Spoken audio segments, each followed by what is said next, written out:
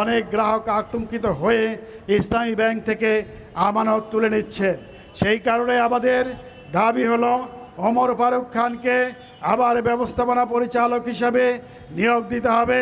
তার প্রতি গ্রাহক সমাজের আস্থা রয়েছে।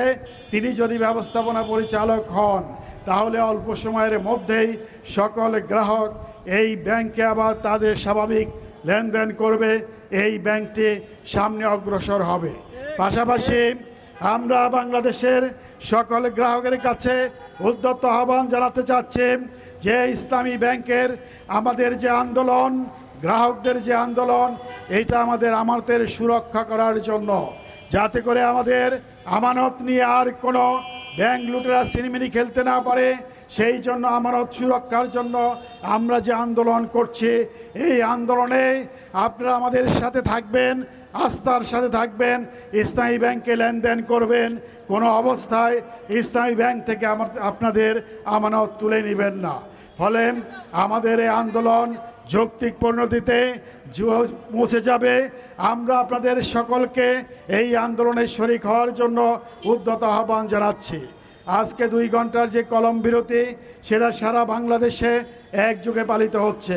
আজকে আমরা প্রধান কার্যালয়ের সামনে এই কর্মসূচি পালন করছি। পাশাপাশি ইসলামী ব্যাংকের যতগুলো শাখা অফিস রয়েছে, যতগুলো উপশাখা অফিস রয়েছে, সকল শাখা এবং উপশাখা অফিসে এই কর্মবিরতির সমর্থনে ইসলামী ব্যাংক সচেতন গ্রাহক ফোরামের এই কর্মসূচি পালিত হচ্ছে। আমরা আবারও সুস্পষ্টভাবে ঘোষণা করতে চাই, যদি আজকের মধ্যেই ইসলামী ব্যাংকের অবৈধ চেয়ারম্যানকে অপসারণ করা না হয়, তাহলে আগামী দিনে আমরা আমাদের এই কর্মসূচি অব্যাহত রাখব এবং নতুন কর্মসূচি ঘোষণা করব। আমাদের দাবিগুলো সুস্পষ্ট।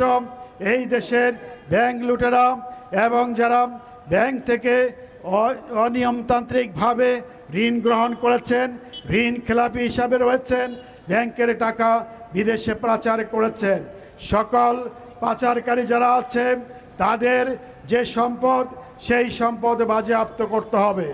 এই দেশে তাদের সম্পদ রয়েছে, সেই সম্পদগুলো বিক্রি করার ব্যবস্থা করেন, সেগুলোকে নগদায়নের ব্যবস্থা করেন।